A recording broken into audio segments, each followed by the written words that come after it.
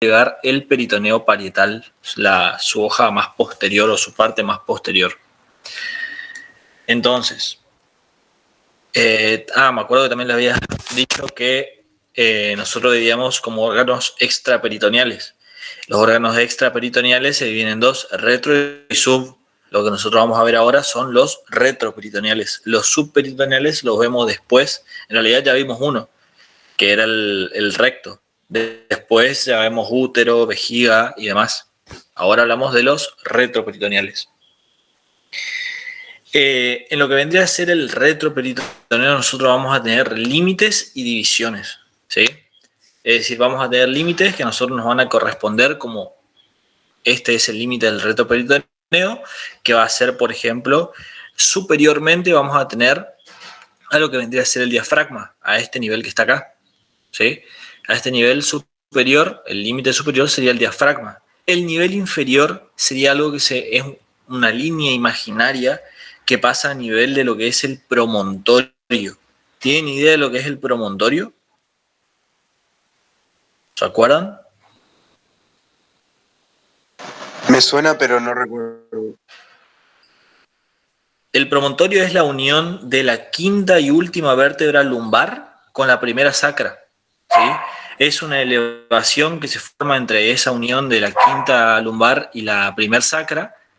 Esa elevación se llama promontorio. Esto sería el promontorio en este caso, ¿sí? Y en esta imagen que está acá sería a este nivel, ¿sí? Esto que está acá sería el promontorio. Entonces, una línea imaginaria que pasa a nivel del promontorio. Ese es su límite inferior. El límite posterior, que sería todo esto, va a corresponder a la pared posterior de la cavidad tóraco-abdominal, ¿sí? O sea, la cara anterior de las vértebras.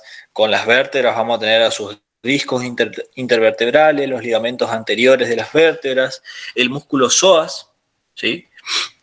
Que va a estar, bueno, esto es un corte hacia la mitad, pero acá está, miren, este que está acá es el músculo psoas, va a estar formando también la pared posterior de lo que es el retroperitoneo, y el cuadrado lumbar, que es un músculo que está bien acá atrás, ¿sí? A este nivel, esto sería.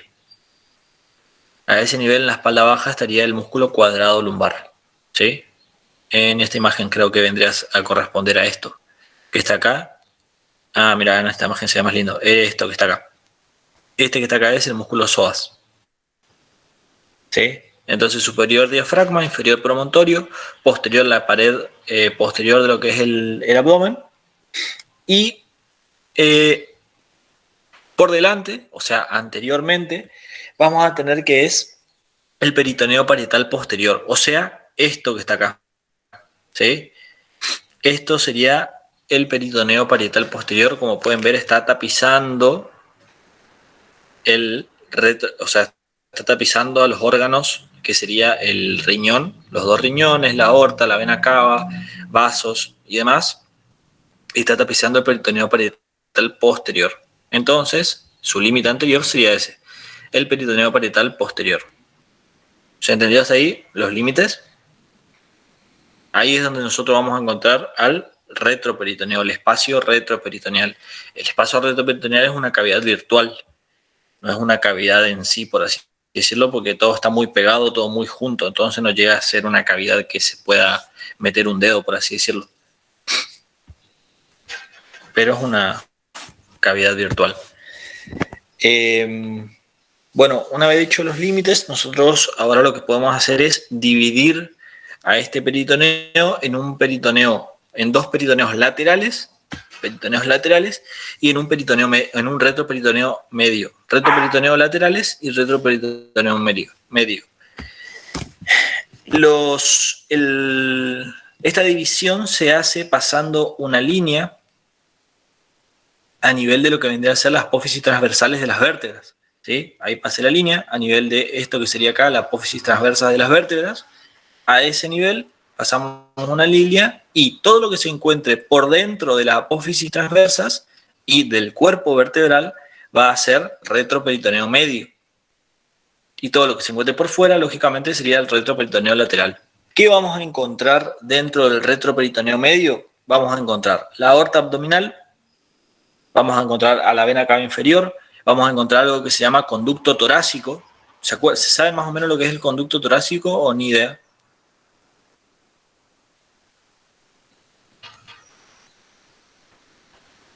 ¿Ni idea? Ni idea.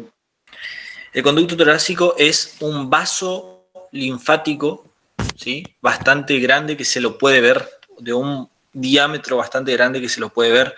Es un vaso que va a recolectar la linfa de toda la zona abdominal. ¿Sí? Nace más o menos a este nivel donde estoy marcando yo con el cursor, y de ahí asciende junto con la aorta hacia arriba y termina drenando a nivel de lo que es uno de los ángulos yugulo-subclavio. ¿Se acuerdan de ese? La unión entre la yugular y la subclavia. Cuestión, el conducto torácico no es más que un vaso que recolecta linfa. ¿Sí? Entonces vamos a tener de nuevo aorta abdominal, vena cava inferior, el conducto torácico que estaría a este nivel. Vamos a tener también al tronco simpático paravertebral, ¿sí? O tronco simpático a este nivel tendríamos el tronco simpático lumbar, todos los ganglios.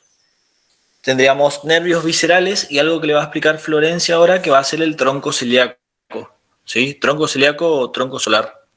Plexo celíaco, perdón. Plexo celíaco o plexo solar. ¿Qué estaría a este nivel?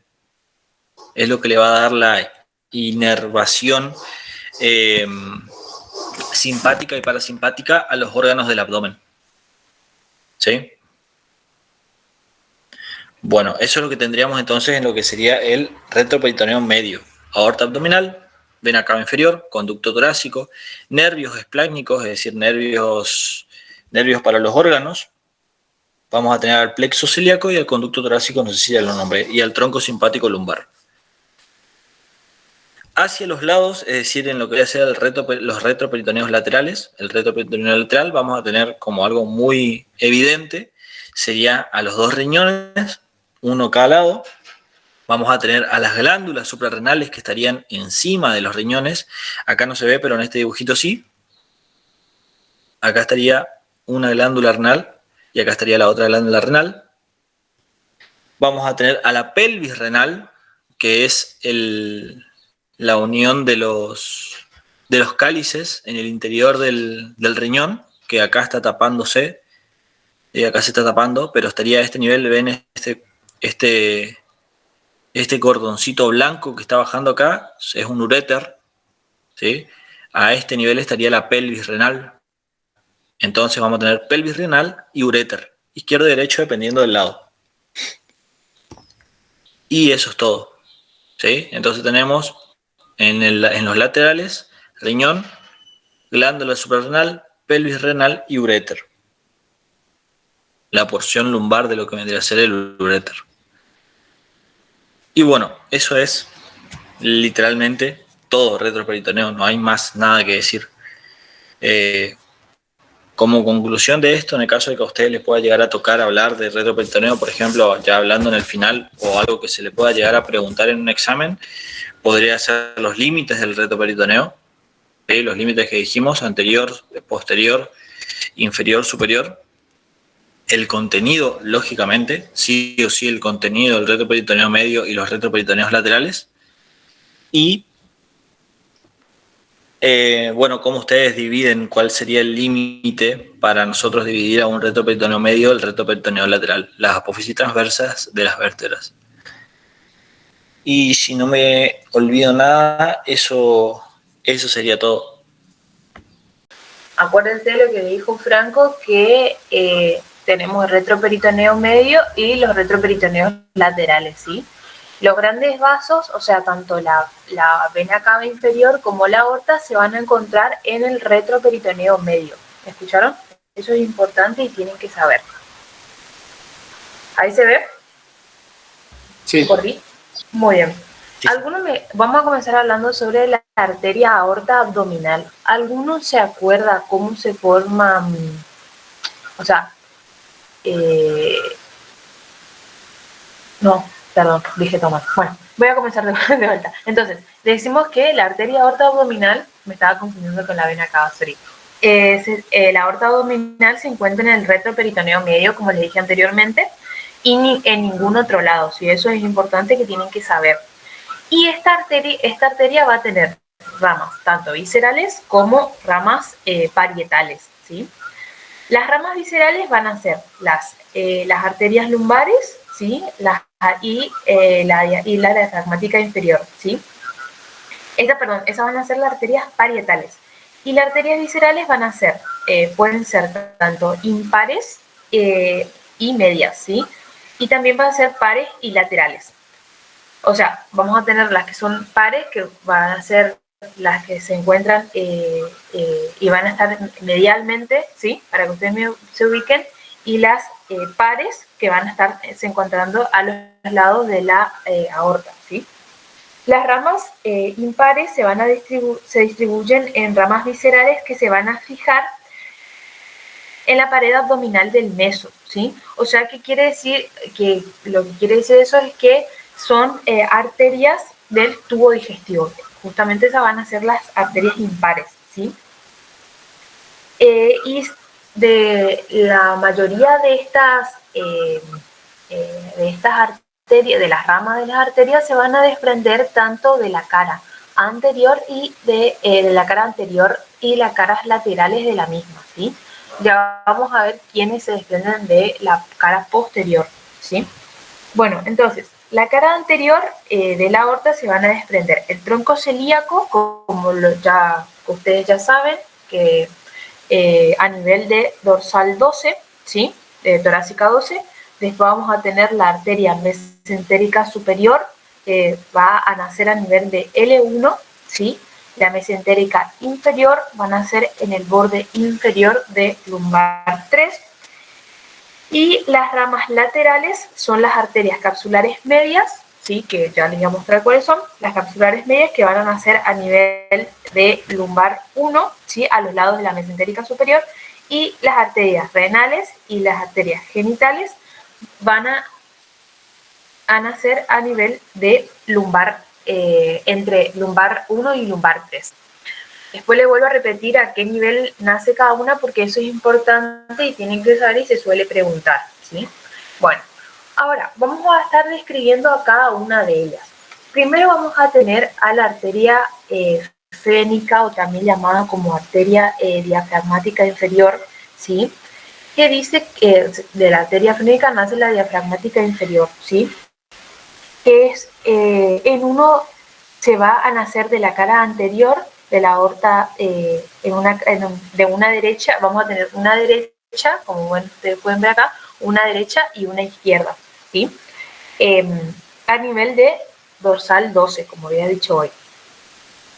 Se dirige hacia afuera y se relaciona con los pilares posteriores del diafragma, ¿sí? Y estas arterias también van a dar las arterias capsulares superiores, que van a irrigar a la glándula suprarrenal, ¿sí? Se van a dividir en dos ramos, como ustedes pueden ver acá, en dos ramos, como pueden ver acá, y van a dar una interna y otra externa, ¿sí? Estas ramas se van a ramificar en la cara inferior del diafragma. Acuérdense que acá esto sería ya infradiafragmático, o sea, acá estaría el diafragma, y van a irrigar la porción inferior la cara inferior del diafragma, ¿sí? Y las ramas internas se van a unir a los lados opuestos alrededor del orificio esofágico, que es a este nivel más o menos, y va a dar pequeños ramos esofágicos que van a prestar irrigación al mismo, ¿sí? O sea, al esófago abdominal, ¿sí? Y la rama externa se dirige hacia afuera y hacia adentro, y se dirige hacia afuera y hacia adelante, y se va a anastomosar con las ramas intercostales, ¿sí? Eso es con respecto a la arteria diafragmática. Luego vamos a tener, como ven acá, las arterias lumbares. Yo les dejo una foto para que ustedes se ubiquen, y estas arterias van a nacer en la cara posterior, ¿sí? Las únicas que van a nacer en la cara posterior de la aorta abdominal, ¿sí? Son, acá no está dibujado, pero es a este nivel más o menos, a la cara posterior, ¿sí? Y son 5 a cada lado y las primeras 4 se van a desprender de la aorta, ¿sí? En cambio, la quinta se desprende de la arteria sacra media, que acá en esta imagen no se ve que la sacra media se desprende desde acá, en la intersección de las arterias ilíacas, en la intersección de la arteria ilíaca. Entonces ahí se va a nacer la sacra media, que acá no está en la foto, en la imagen, y ahí se desprende y va a dar la quinta arteria lumbar, ¿sí? Y acá, como ustedes pueden ver, se vuelven posteriores, ¿sí? Y van a irrigar tanto los cuerpos vertebrales, la médula espinal, como pueden ver acá, y la parte posterior, la parte muscular, para que ustedes me entiendan, de la espalda, de todos los músculos que se encuentran en la espalda, ¿sí? Hasta ahora, ¿vamos bien? Sí, re bien. Sí, Flor. Muy bien. Hasta ahora todo bien. Muy bien. Seguimos entonces. Después vamos a tener al tronco celíaco, ¿sí? Que es el que nosotros ya habíamos hablado cuando dimos estómago. ¿Alguno se acuerda cuáles son las 3 ramas que da el tronco celíaco? Ya le canté encima de las 3 ramas que da el tronco celíaco. La esplénica, la gástrica izquierda y la hepática común. Muy bien. Va a dar la gástrica izquierda, como está acá, como es la arteria hepática común, y por último vamos a tener la arteria esplénica, que sería esta arteria que va para acá. Bueno, acuérdense que el tronco celíaco, les vuelvo a mencionar, pero ya les mencioné cuando dimos estómago, va a proporcionar a toda la parte, la sangre, va a proporcionar sangre arterial tanto al hígado, al estómago, al epíclono mayor, al vaso, y también va a contribuir una irrigación al páncreas, ¿sí? Acuérdense que también va a nacer a nivel de torácica 12, ¿sí? A ese nivel nace, y suele medir aproximadamente de 1 a 3 centímetros de longitud, y como ya les mencioné anteriormente, va a dar la rama. Sus ramas van a ser la arteria esplénica, la hepática común y la gástrica izquierda, ¿sí? No me voy a detener en explicarle cada una de ellas porque si no se hace muy largo, ¿sí? Pero acuérdense que en estómago vimos específicamente cada una de ellas, ¿sí? Después vamos a tener a la arteria mesentérica superior también, que va a irrigar una parte del páncreas, al intestino delgado y a la mitad derecha del intestino grueso, ¿sí? Nace a nivel de lumbar 1, ¿sí? Y tiene un segmento supramesentérico, que eso quiere decir que va a ser que sería antes de la entrada al mesenterio, ¿sí? Y cuando se introduce en el mismo, va a dar su trayecto intramesentérico, ¿sí? Y allí desciende hacia abajo, hacia la derecha, y termina en el ángulo iliocólico, ¿sí? ¿Se acuerdan cuando dieron la irrigación tanto del colon, o yeyuno, ilion y toda esa parte? Eso sería la irrigación de la arteria mesentérica superior, si yo estoy recordando, ¿sí? Las ramas colaterales son las pancráticos duodenales superior y la inferior izquierda, ¿sí? Que se van a anastomosar con las ramas gastroduodenales, ¿sí? La arteria también va a dar la pancreática inferior y la magna, la arteria magna, perdón, destinada también que son destinadas al páncreas, ¿sí? Y también va a dar las arterias intestinales que se introducen en el mesenterio, ¿sí? Por último, vamos a seguir con las arterias de la arteria aorta, ramas que van a ser, vamos a tener las rama derecha y una rama izquierda, que son 2, y se dirigen hacia el ilio renal, ¿sí? Que van a irrigar que van a irrigar al riñón, ¿sí? Y de ellas, una rama colateral que va a dar esta rama renal va a ser las arterias capsulares inferiores, ¿sí? Después vamos a tener, que acá no se ve, que van a ser las capsulares medias, que esas capsulares medias nacen directamente de la arteria aorta y van a irrigar la parte inferior del riñón. Y después tenemos las suprarrenales, o también denominadas las capsulares, las capsulares, ahí se me fue. Bueno, las suprarrenales, que esas van a irrigar directamente, la glándula suprarrenal, ¿sí? Sí. Sí.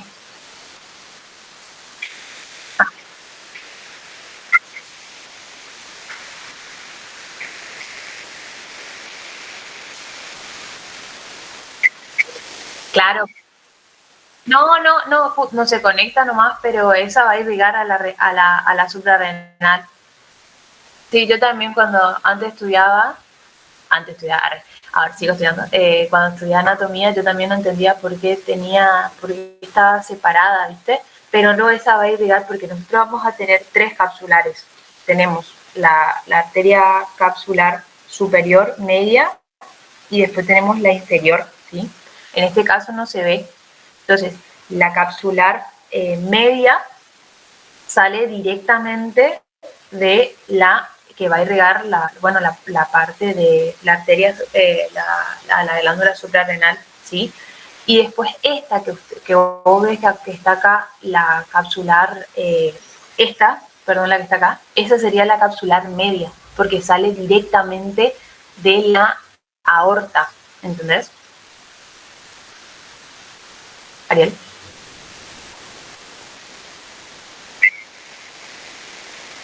Esa es la capsular inferior, y la superior es la que da la arteria frénica. La media nace directamente de la arteria aorta, ¿sí? De la aorta abdominal. La inferior nace directamente de la arteria renal, ¿sí? De la arteria renal, y la superior nace de la diafragmática inferior, que es rama de la arteria frénica. ¿Sí? ¿Sí? Claro, acá no se ve, pero así sería como está escrito. ¿Sí? Bueno, seguimos. ¿Alguno tiene otra duda que quiera hacer? Si voy muy rápido, díganme nomás y yo paro todo y... No, Flor. No, Bueno. vamos viendo por ahora. Bueno, después vamos a tener las gonadales, que acuérdense que vamos a tener, se dice gonadales porque vamos a tener también denominadas como arteria espermática en el caso de un hombre, y arterias ováricas en el caso de la mujer, que van a irrigar el ovario en la mujer y los testículos en el hombre, ¿sí?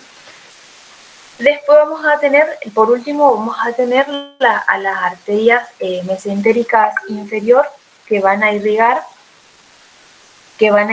a la parte izquierda del colon y del recto, ¿sí? Estas van a ser a nivel de lumbar 3, ¿sí? En la cara anterior de la aorta abdominal, y tiene una dirección oblicua hacia abajo y hacia la izquierda, ¿sí? Y a nivel de sacra 3, como pueden ver acá, va a dar sus 2 ramas terminales, ¿sí? Que sus 2 ramas a nivel de la mesentérica inferior, va a dar sus 2 ramas terminales, que van a ser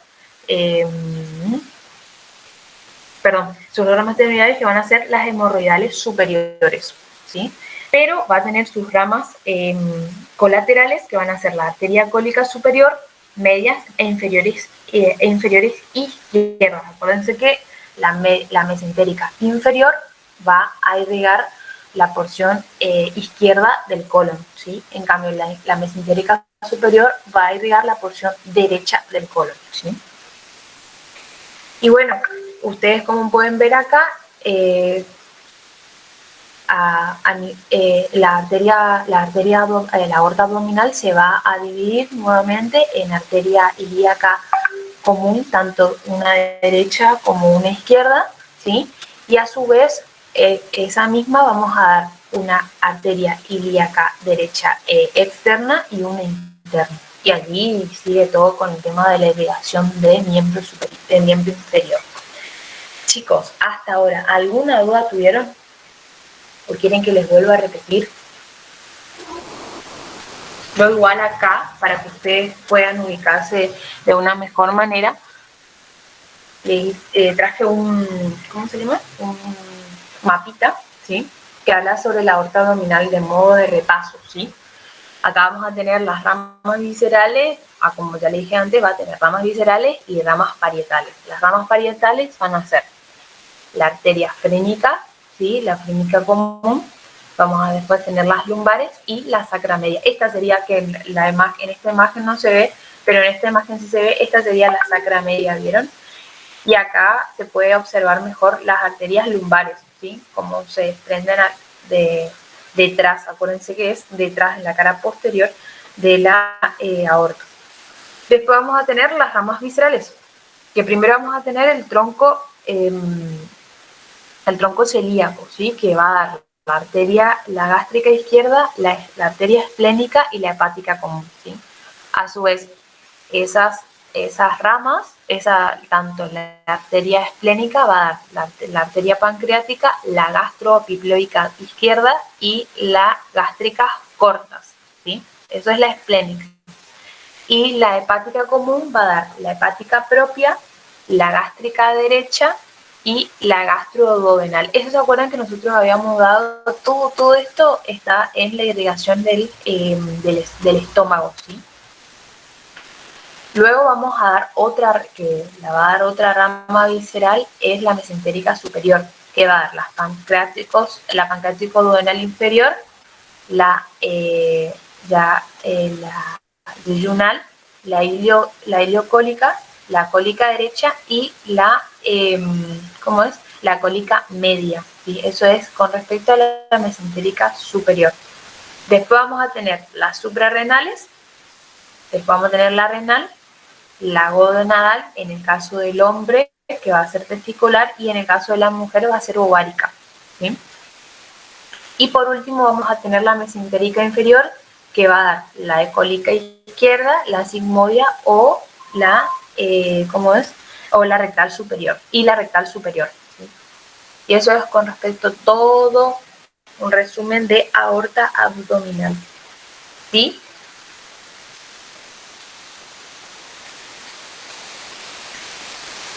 Esperen que acomodo algo y ya arranco.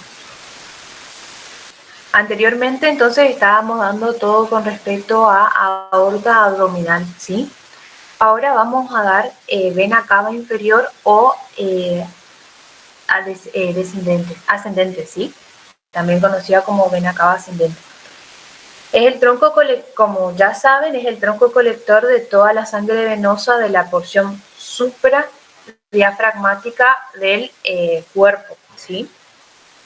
Se va a originar a partir de la unión de las dos venas ilíacas primitivas, como pueden ver acá, de las dos venas ilíacas primitivas, y cada uno de los troncos de la vena primitivas resultan de una unión de la vena ilíaca primitiva, tanto derecha como izquierda, ¿sí? O sea, la izquierda y la derecha se unen, ¿sí?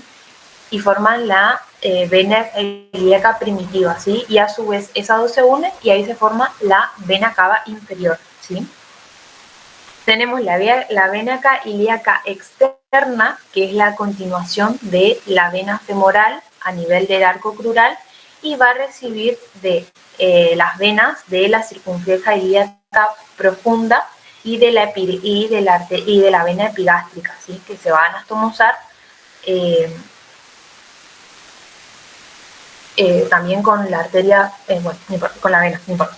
Después tenemos la vena ilíaca interna, ¿sí? Que es el tronco colector de todas las venas satélites, ¿sí? De las ramas de las arterias hipogástricas o ilíaca interna, ¿sí? Que va a recibir tanto todas las venas viscerales y también las venas parietales, ¿sí? Las venas viscerales van a ser las venas que son las venas viscerales propiamente dichas y las hemorroidal medias, ¿sí? También en la mujer vamos a tener las venas vaginales y las venas uterinas, y entre tanto las venas parietales son las venas satélites de las ramas parietales de las arterias hipogástricas, que esas van a ser la glútea, la obturatriz, la pudenda interna y la isquiática, ¿sí? ¿Se entendió hasta ahora eso, más o menos? O sea, van a ir recibiendo la mayoría de todo lo que sea miembro inferior, ¿sí? Y la parte genital, ¿sí? La parte genital. Después vamos a tener las venas ilíacas primitivas, ¿sí? Que es la unión de las venas ilíacas interna y externa, como ya le mencioné anteriormente, ¿sí? Las venas ilíacas primitivas izquierdas son más largas que las venas ilíacas derechas, ¿sí? Eso es algo que ustedes tienen que saber, tenerlo en cuenta porque se suele preguntar, porque la vena cava inferior se encuentra a la derecha de la aorta abdominal, como ustedes pueden ver acá, ¿sí? Entonces por eso es más larga la izquierda que la derecha, ¿sí? Eso es un dato que tienen que acordarse siempre. Y después tenemos que la ilíaca y la vena ilíaca primitiva izquierda va a recibir solo afluentes, y también la arteria de la vena de la sacra media, ¿sí? Que es la que ustedes pueden ver acá, ¿sí? Bueno, la vena... ¿Hola? ¿Se te escucha bien, eh? Bueno, no, pensé que alguien quería preguntar algo.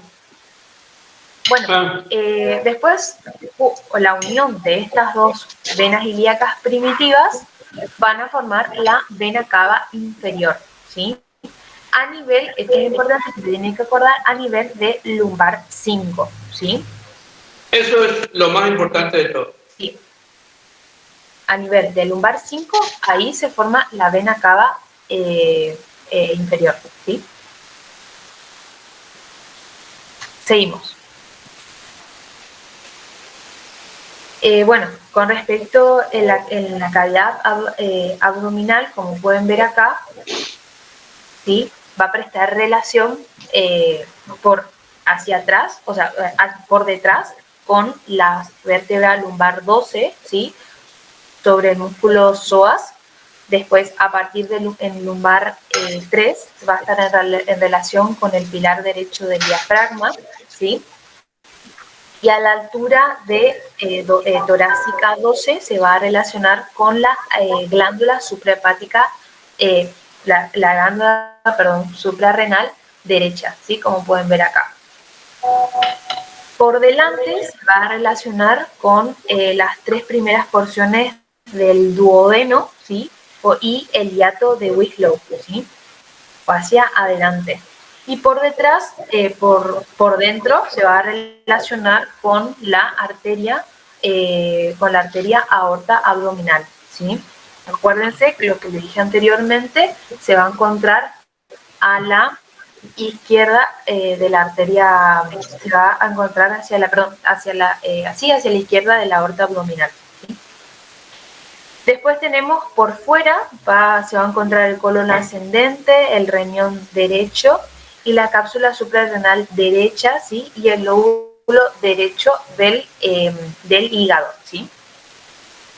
Y acuérdense que esta misma va a atravesar el orificio diafragmático y va a desembocar en la pared inferior de la aurícula derecha, ¿sí? Y va a presentar la válvula de Eustaquio, ¿sí? Eso es con respecto a las relaciones que presta la vena cava inferior, ¿sí? Ahora vamos a hablar de las ramas colaterales, ¿sí? O sea, las afluentes que va a recibir esta vena, ¿sí? Vamos a recibe las ramas lumbares, ¿sí? Que pueden ver acá. Estas serían las ramas lumbares, ¿sí? Que van a desembocar en la pared posterior de la vena cava inferior y se encuentran anastomosadas y forman las venas lumbares ascendentes, ¿sí? Luego vamos a tener las arterias renales, ¿sí? Que vamos a tener una, igual como la arteria, una derecha y una izquierda, vamos a tener una vena renal derecha y otra izquierda, ¿sí? Ambas venas van a recibir a las capsulares inferiores, derechas e izquierdas, ¿sí? Además, la vena renal izquierda va a recibir la espermática u ovárica, como pueden ver la derecha, ¿sí? Va a recibir la espermática u ovárica y también la capsular media derecha, ¿sí? Luego vamos a tener las venas capsulares, que las inferiores van a desembocar en la vena renal, como ya les comenté. También vamos a tener las medias que van a desembocar, las venas capsulares derechas van a desembocar en la vena cava inferior directamente, ¿sí? Y las izquierdas van a desembocar en la vena renal izquierda, ¿sí? Después tenemos las venas suprahepáticas, que estas se originan en el hígado, ¿sí? Tenemos mayores y menores, como ya mencionamos. Las suprahepáticas derechas, las suprahepáticas mayores generalmente, las mayores generalmente son derecha y vamos a tener son dos, vamos a tener una derecha y una izquierda. La derecha va a recibir la sangre del lóbulo derecho, ¿sí? Y la izquierda va a recibir la sangre del lóbulo izquierdo, ¿sí? Y del cuadrado también. Y también la del lóbulo caudado o de Spiegel, ¿sí? Y las suprahepáticas menores van a desembocar directamente por debajo van a desembocar en la vena cava directamente, ¿sí?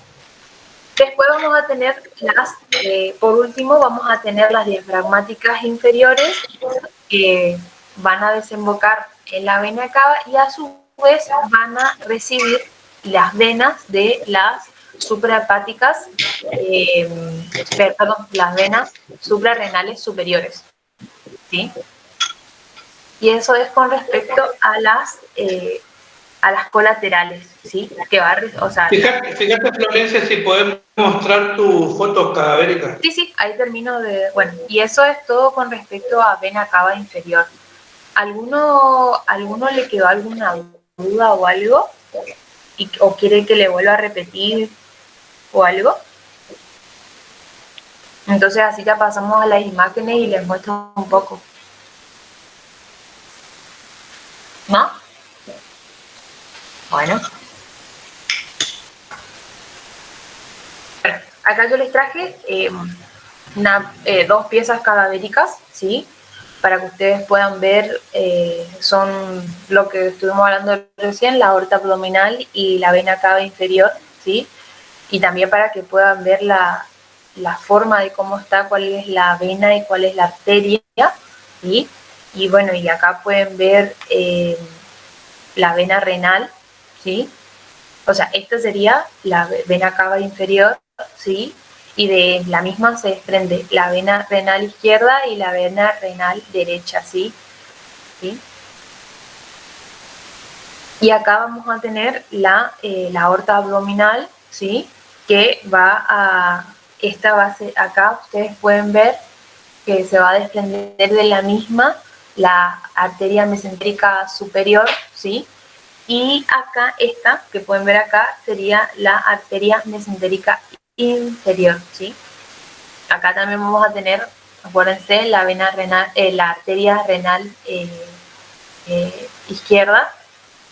Y acá creería que esta, que se viene de este lado, que se puede ver, sería la arteria renal derecha, ¿sí? Y bueno, podríamos estar hablando horas de esta imagen porque es muy linda y se pueden ver, estos serían los riñones, ¿sí? Para que ustedes se ubiquen más o menos. Y lo mismo en esta imagen de la derecha, ¿sí? Vamos a tener la aorta abdominal, ¿sí?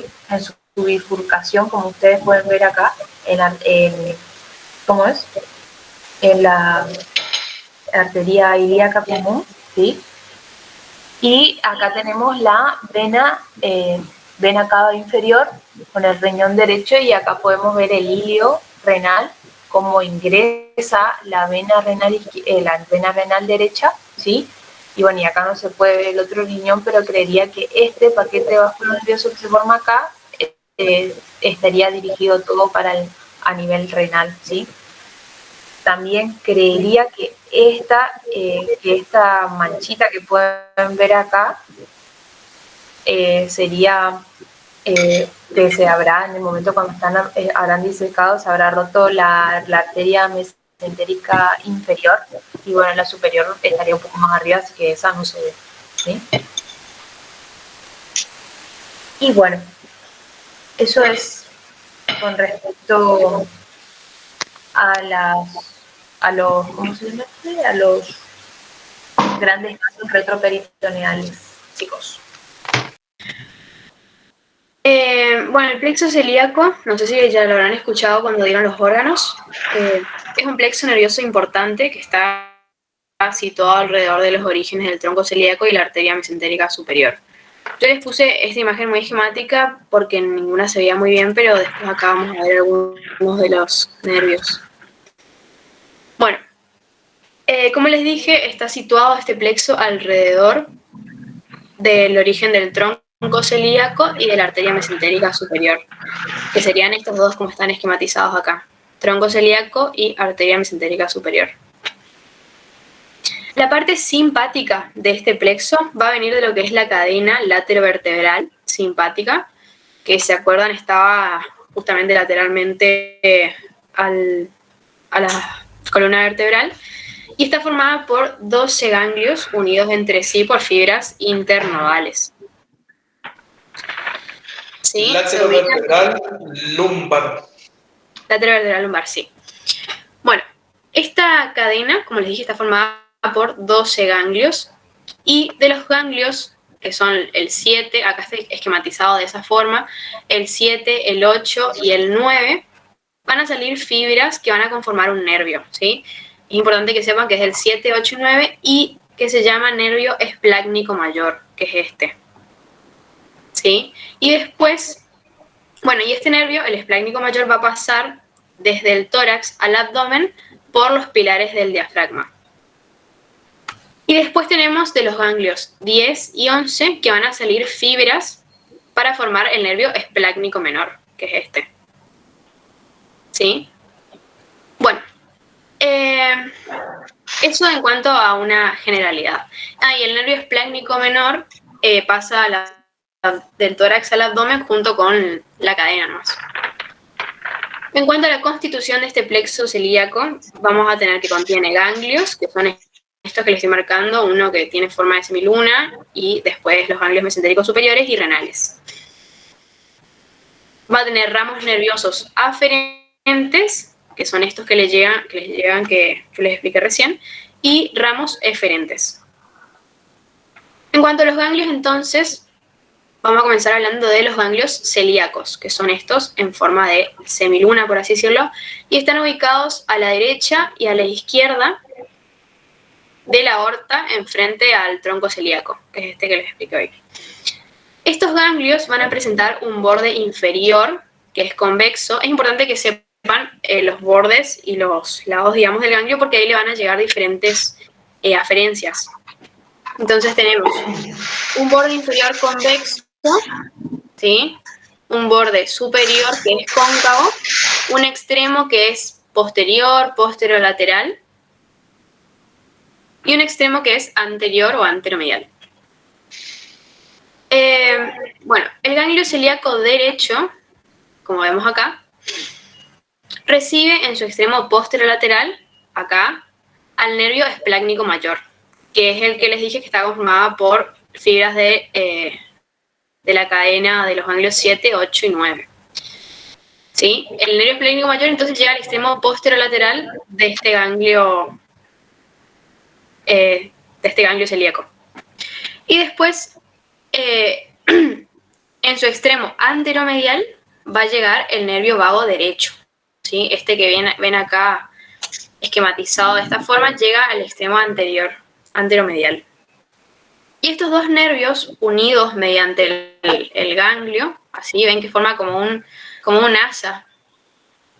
Y en el libro ahora solamente decía asa nerviosa, pero antes, y no sé, el doctor sabrá mejor que yo, se llamaba asa memorable de Weisberg. O sea, ahora no sé si se sigue llamando así, yo leí asa nerviosa nomás. Sí, es el mismo Reisberg del séptimo par accesorio o intermediario, ¿sí? Claro. Es el mismo anatomista.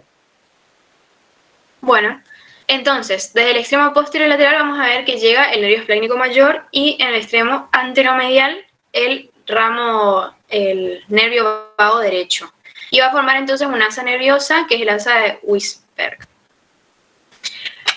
Después, por el borde cóncavo, que es este que vemos acá, vamos a tener algunos ramitos terminales del nervio frénico derecho. ¿Sí? Nervio frénico derecho, entonces. Y por su borde convexo va a haber filetes del nervio esplácnico menor, que era el que les expliqué que venía de los ganglios 10 y 11, formaban el esplácnico menor, y llega un ramito, digamos, para el borde convexo del ganglio celíaco, ¿sí? Bueno, y este esplácnico menor también que les expliqué hoy va a dar algunos ramos también para el ganglio mesentérico, que es este, superior, y para el ganglio renal. Y bueno, eso es todo del ganglio celíaco derecho. ¿Sí? Florencia 2, porque hoy está Florencia 1. Sí. ¿Te acordás las ramas del tronco celíaco para repetirle a tu compañero y que se ubique para que repasen? ¿De la arteria? Claro, del tronco celíaco. Tenía las ramas, la arteria hepática común, la arteria esplénica y Sí. la arteria gástrica izquierda. Y La que altera la coronaria estomáquica. Sí. Y entonces, chicos, ahí están las tres arterias, ¿sí? Entonces, ustedes cuando vayan a buscar, digamos, las arterias o el tronco celíaco, para ver cómo nacen las que van, la esplénica, la hepática y la gástrica, ya automáticamente tienen que ver las estructuras que le está mencionando Florencia, el ganglio y los nervios, ¿sí? Esto es sumamente importante, chicos, para la digestión, ¿sí? Sumamente importante. De hecho, la gente por ahí, sobre todo los niños que se constipan o que sufren por ahí, alguna vez habrán escuchado hablar del famoso empacho, ¿sí? No sé si me están escuchando, me están siguiendo. Alguien que alguna vez se haya empachado, como quien dice. Sí, Doc, hay que ir para que le tiren la cinta. Es para que te tiren la cinta y te mufen. Bueno, y sí, que muchos van a las curanderas. Yo en mi caso tenía a mi abuela que era de todo un poco, digamos, y básicamente yo me acuerdo que las veces que yo me empachaba, por decirlo así, capaz que lo que tenía yo realmente o técnicamente hablando era una transgresión alimentaria, ¿sí? Yo me acuerdo que ella me masajeaba mucho la panza, sobre todo a nivel del epigastrio, la boca, el estómago, como decía ella. Después me daba vuelta, me ponía el culo para arriba y me estiraba el famoso cuerito. No sé si alguna vez a alguno de ustedes le pasó eso. eso era con respecto al ganglio celíaco derecho, como les dije. Ahora el ganglio celíaco izquierdo. En su extremo posterolateral también va a recibir al mismo nervio que dije del otro lado, que ¿cómo se llamaba?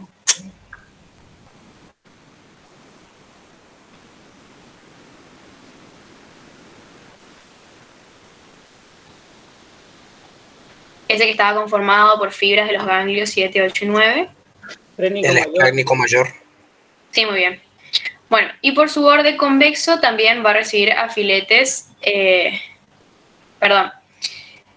entonces recibe al esplácnico mayor por su extremo posterolateral y por su borde convexo va a recibir, ahí se me pierde el mouse, va a recibir a filetes también del esplácnico menor. O sea, lo mismo que del otro lado.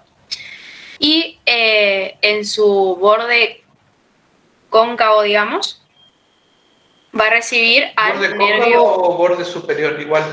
Borde superior. Y el borde superior que es cóncavo. También va a recibir a esfrénicos, ¿sí? Y después, también por su extremo anteromedial, va a recibir a el ramo derecho del nervio vago. Y junto con el ramo derecho del nervio vago, acá también al frénico y el esplácnico mayor va a conformar también una asa nerviosa análoga a la derecha. Pero bueno, antes se llamaba asa de Leibniz-Lavastin. Y ahora decía análoga al lado derecho nomás el libro, no sé cómo quedaría eso.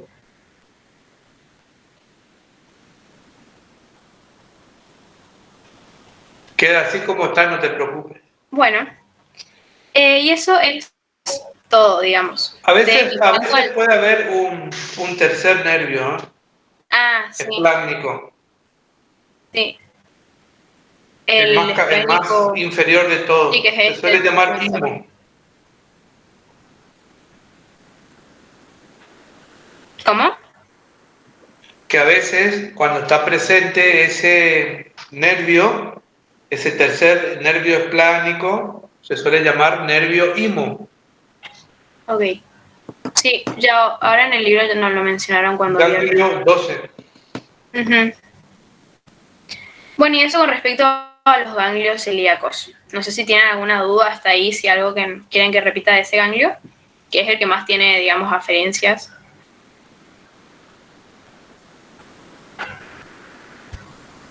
Bueno, igual... Por ahí muchos están viendo la imagen y se hacen la idea como que los nervios o la cadena paravertebral está lejísima. Claro, no, pero en realidad está ahí nomás. Claro, Y van a salir tantos plexos como ramas de la aorta allá en ese nivel. Y así hay plexos frénicos que van a acompañar a las arterias frénicas inferiores, plexos suprarrenales, plexo gástrico, plexo hepático, plexo mesentérico superior, plexos renales también, plexos testiculares. Y así, por eso cada vez que capaz le daban un órgano les decían que la inervación estaba dada a plexo solar o plexo celíaco nomás, porque de este plexo salen muchos plexos secundarios destinados a esos órganos del abdomen. Bueno, no sé si tienen alguna duda con respecto a lo que les expliqué recién. Todo eso que vos decís son plexos simpáticos. Sí. Que no se confundan con los plexos que se forman por los nervios raquídeos. Claro, no, sí son plexos simpáticos. Para que vean. Acá vemos, por ejemplo, el nervio vago derecho. Está marcado. Ven cómo va y bueno, llegaba, como recuerdan, al extremo anteromedial de los ganglios celíacos, ¿sí? Y después tenemos acá el nervio esplácnico mayor, muy finito. Vieron que bueno, no es nada que ver con el esquema que yo les muestro, pero les mostré con eso para que entiendan. Acá vemos el nervio esplácnico mayor. Después acá, por ejemplo, están los ganglios celíacos, que también tampoco se ve muy bien. Y acá más o menos estarían los ganglios mesentéricos superiores. Y bueno, después en esta otra imagen vemos acá el nervio esplácnico menor, ¿sí? Y a los ganglios renales. Estarían más o menos acá, a esta altura. Después, bueno, acá también está otra imagen. Ya ven un poco más lo que se asemeja, un poco más real, que se ve así. ¿No podés aumentar el tamaño de esa imagen? Está muy buena esa... Sí, ahí aumento, porque tengo que modificar así. Porque si no, no sé cómo. ¿Un poco más? ¿O ahí está bien? Y si a ver, ahí si comparto pantallas, capaz se ve Claro, Ahí se ve. poner en presentación, Sí, ahí ahí está. mejoró un poco. Sí, y bueno, ¿Podés sacar el icono de Meet, Google? sí, ahí está. Ahí Y está. acá vemos, por ejemplo, el tronco celíaco junto con el plexo celíaco que está acá. Y bueno, eso sería todo de mi parte. No sé si tienen alguna duda. Peritoneales, ¿sí? Riñones. Antes de hablar en sí de los órganos, tenemos para mencionar así medio resumidamente cómo están estos órganos unidos a la pared, o más bien quietos y bien ubicados, ¿sabes? Los medios de fijación. Vamos a tener que el riñón se van a estar fijando por dos elementos, por la fascia renal y por la cápsula perirenal, que es una cápsula adiposa, o sea, es tejido adiposo, tejido graso. En lo que es la fascia renal, yo les escribí acá un resumen, después ustedes los leen, yo les voy a explicar así a grandes rasgos. Básicamente la fascia renal es una capa de tejido conjuntivo que va a tener dos hojas, una hoja anterior y una hoja posterior. Estas hojas se van a unir en el polo superior y en el polo inferior del riñón, es decir, en los extremos superior e inferior, y medialmente, y van a estar como que envolviendo a este riñón y va a formar lo que se conoce como celda renal. Esto es importante, chicos. Ahí está todo detallado para que ustedes después lo lean. Y por otro lado tenemos, como les dije, la cápsula adiposa que va a estar insinuándose entre lo que es el riñón y la glándula suprarrenal y va a estar siendo más gruesa en los bordes y en el polo inferior. Esta cápsula adiposa, más allá de fijar el riñón, lo que va a hacer también es proteger al riñón. Eso por ahí es como un dato de color, pero bueno, aparte de fijar, también lo protege, ¿ok? La grasa. Eso es lo que pueden encontrar por ahí como grasa o tejido adiposo o célula adiposa de Gerota. Por ahí los que tienen el libro viejo van a encontrar con ese nombre propio, digamos. Así como la cápsula de Gleason, claro, en el hígado, está Gerota en los riñones. Yo no quise poner como ahora piden nomenclatura internacional y la nueva. Por eso hago la salvedad del comentario. Pero está bien que hagas con la nomenclatura que pide la cátedra. Súper. Bueno, y acá, chicos, les puse de vuelta un resumen de lo que acabo de decir para que lo tengan cuando repasen. Ahora sí, vamos con lo que es la configuración externa de nuestros riñones. Para empezar, vamos a decir que son órganos que tienen un color rojizo medio amarronado, de una consistencia firme y un parénquima resistente. Esto tienen que saberlo así, porque ya explicar la consistencia, el parénquima y todo eso es más cosa de histo, así que nos vamos a meter ahí. ¿Alguien sabe las medidas del riñón, de largo, de ancho y de grosor?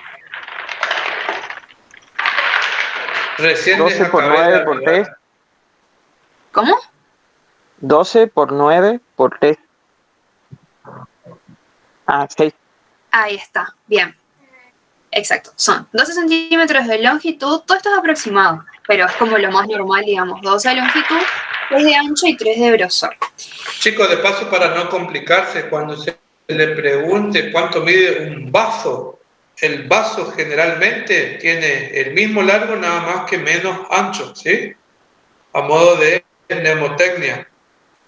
Sí. Esas cosas por ahí pueden ir asociando para el examen. Yo pregunto mucho por ahí las medidas, los volúmenes, las capacidades, ¿sí? Tanto riñón como vaso, 12 centímetros, nada más que el vaso disminuye en su espesor y obviamente tiene otras características propias anatómicas, ¿sí? Una concavidad medial, una convexidad externa, bla, bla, bla, se asemeja por ahí a un poroto, bla, bla, bla. Otra cosa que pueden hacer también es memorizarse que tanto la médula espinal, ¿sí?, como un fémur adulto, los dos miden alrededor de 40 y 45 centímetros. ¿Sí? Esas cosas por ahí están buenas para la hora de rendir, ¿sí?, y para saber recordar, para repasar las medidas de los huesos, de algunos órganos, etcétera, etcétera. ¿Sí? Por ahí, a medida que van estudiando y van relacionando cosas o vísceras, ir anotando aparte las coincidencias. Entonces se hacen como mnemotecnias propias que les sirven para recordar en el momento oportuno, ¿sí? Bien, bueno. Entonces, siguiendo, tenemos que estos órganos van a estar ubicados sobre la pared abdominal posterior, es decir, que son retroperitoneales, ¿ok? Eso les habían explicado, así que no me voy a detener ahí. Acá sí, el riñón derecho va a estar a nivel de lo que es el disco intervertebral entre la T11 y la T12, y el izquierdo a nivel de T11. ¿Alguien sabe por qué el derecho está más abajo que el izquierdo? ¿O por qué el izquierdo está más arriba que el derecho? El hígado empuja al derecho. Por la presión que hace el hígado. Exacto, muy bien. Muy bien. Bueno, En realidad, chicos, le digo una cosa. En realidad eso es, digamos, una hipótesis. Porque otra hipótesis es de que, por ejemplo, el riñón izquierdo desciende más inferiormente que el derecho porque tiene cuestiones que ver con el descenso ovárico o testicular, mejor dicho. ¿Sí? Fíjense que el testículo izquierdo también está más descendido que en el derecho, en la bolsa escrotal. ¿Sí? Después los varones sobre todo se pueden revisar, palpar o fotografiar y van a ver que es así. Pero todo tiene una cuestión o una respuesta embriológica. del riñón, con un borde cóncavo que va a estar orientado hacia medial, dos caras convexas, su cara anterior y la cara posterior, ambas van a ser convexas, y los otros dos bordes y polos que los vamos a ir viendo ahora. Por dentro vamos a ver que está dividido en lóbulos y lobulillos. ¿Saben esto, chicos? O sea, no quiero que me digan ahora, pero quiero saber si saben qué son cómo están formados los lóbulos y cómo los lobulillos. ¿Sí o no? Nomás tienen que decirme. Florencia, ¿te acordás cuánto pesan los riñones?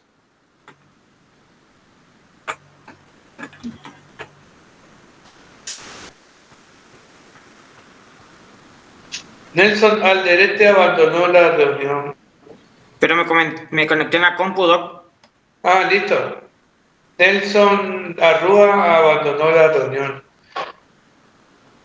A ese power de generalidades, Florencia, tenés que agregarle que... Martina, soy doctor, por eso no le respondí. Martina, perdón. Sí, puede ser Estamos 140 250 gramos. Estamos llenos de Florencia. 130, 140 gramos, hasta 150. ¿Sí? Chicos, eso aparte de que lo ven en neurología como dato, también lo van a ver el año que viene en anatomía patológica. Eso para agregar nomás lo que dijo el doc. Y bueno, acá lo podemos ubicar. ¿Ahí no habló? ¿No? Ah, bueno. Y acá les podemos ubicar, les he puesto esta imagen para que ustedes lo puedan ver, como el izquierdo está un poco más arriba que el derecho.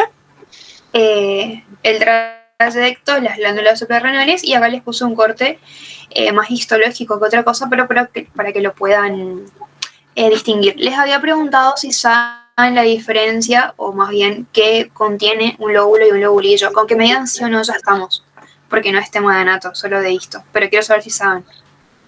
Sí. Bueno, está.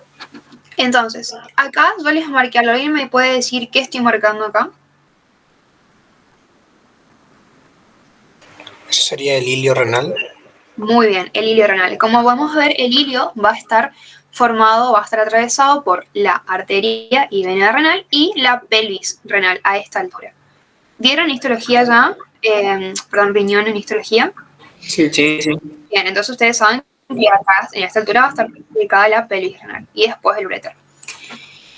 Entonces, ahora, en cada riñón vamos a tener entre 8 a 10 pirámides renales encargadas de la producción de orina.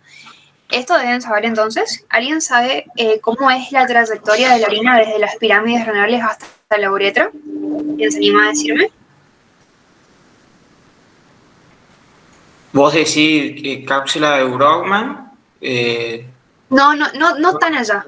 Arrancá desde las pirámides nomás. Pero sí está en cápsula de Bowman, pero desde las pirámides nomás decimos.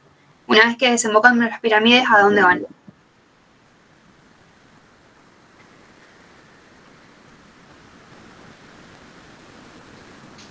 al túbulo contorneado proximal.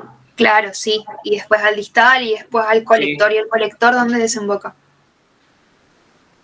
En los cálices menores. Ahí está, bien, en los cálices menores. Y después.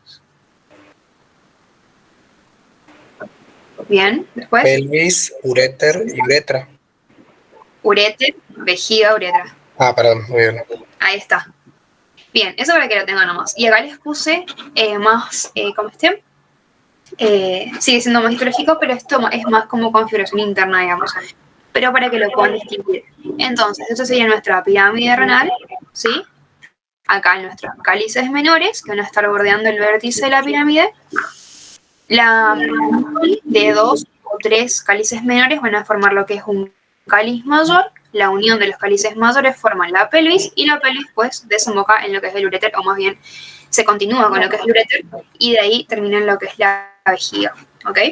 Y acá lo mismo en las pirámides, acá otra con los cálices menores, mayores, acá estaría la pelvis y después el uréter. Bien, después vamos a hablar de las relaciones, ¿ok?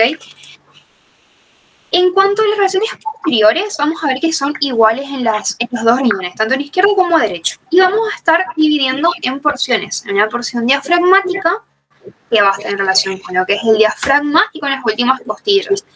El izquierdo se va a relacionar con la costilla número 11 y 12 y el derecho solo con la 12. Y la porción lumbar va a estar en relación con los músculos de la pared posterior del abdomen. Es decir, hacia adentro con el músculo psoas, hacia afuera con el cuadrado lumbar y hacia más afuera con la aponeurosis del transverso del abdomen. ¿Ok? Después tenemos anteriores, que estas sí son distintas en cada uno, digamos. Tenemos el riñón izquierdo que se va a dividir en 3 porciones. En una porción superior que se va a estar relacionando con el vaso, con el páncreas y con el estómago mediante la transcavidad de los epipliones que le había explicado Franco la otra vez. Después la porción media, donde vamos a ver que se está relacionando con el colon transverso y hacia abajo un poco con las asas intestinales, o sea, como que algunas asas, y la porción inferior ya sí con las asas intestinales. Y el derecho se va a estar relacionando superiormente con el hígado, con la cara visceral del hígado, y más internamente con la segunda porción del duodeno, y hacia afuera con la flexura hepática del colon. ¿Entienden eso, chicos? O sea, es relacionar nomás. No puedo encontrar una imagen en la que me relacione en todos los ángulos, digamos, así que espero que se puedan ubicar. Bueno. Después tenemos los bordes. El borde externo, el derecho, o sea, el riñón derecho, el borde externo del riñón derecho se va a relacionar con el borde inferior del hígado. Después, el izquierdo con el vaso y con el colon descendente.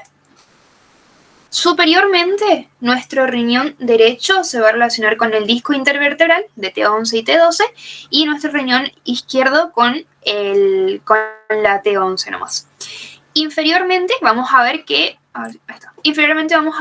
se va a relacionar el izquierdo a nivel de lo que es el disco intervertebral entre la lumbar 2 y 3 y el derecho con la lumbar 3. Y en el borde interno los dos tienen las mismas relaciones y estas se van a dividir en 3 segmentos, ¿ok? En una suprailiar, iliar e infrailiar. La suprailiar va a estar ocupada por las glándulas suprarrenales. La iliar con el pedículo renal y con el uréter, y la infrailiar con el uréter. ¿Se acuerdan cómo estaba formado el pedículo renal? Que les dije recién. Eran 3 cosas.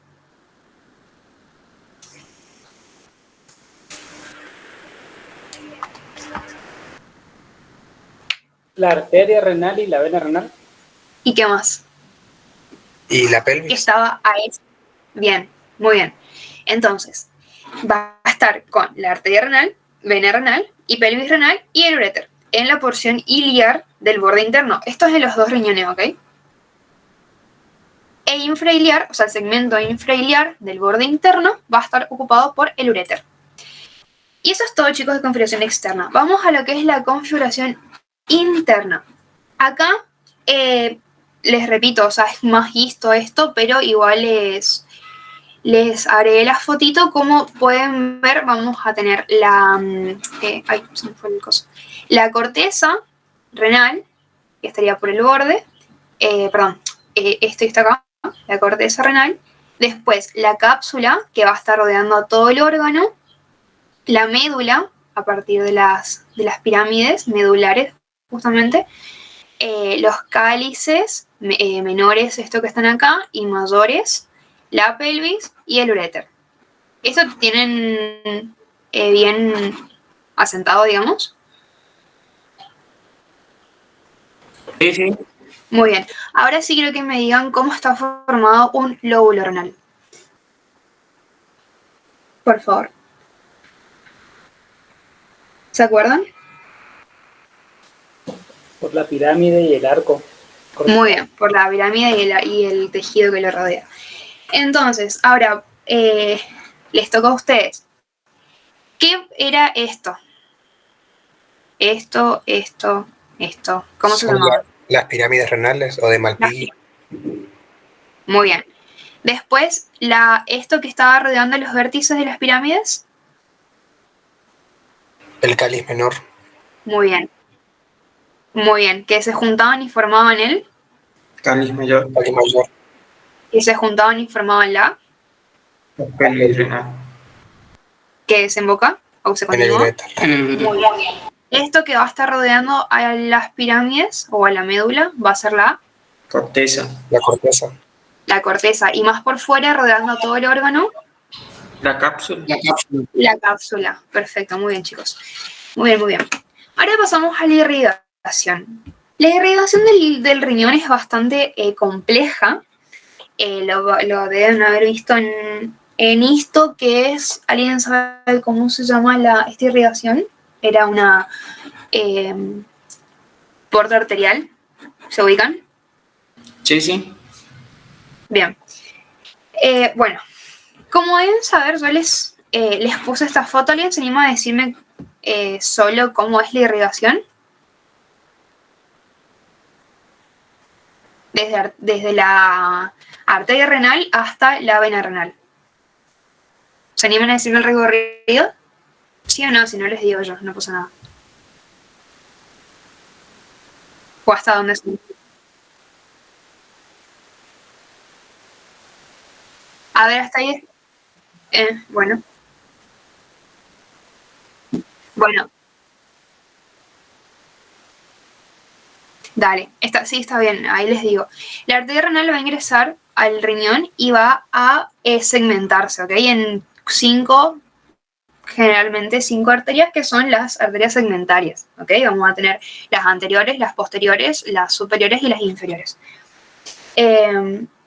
Después, estas arterias segmentarias, que son estas, van a ir entre los lóbulos renales y van a ser las arterias lobares o lobulares. De ahí, estas, a ver, creo que tengo otra foto. Acá, esta está mejor. Estas son las segmentarias, ¿ok? Que después van a ir entre los lóbulos, que van a ser las arterias interlobales o lobulares.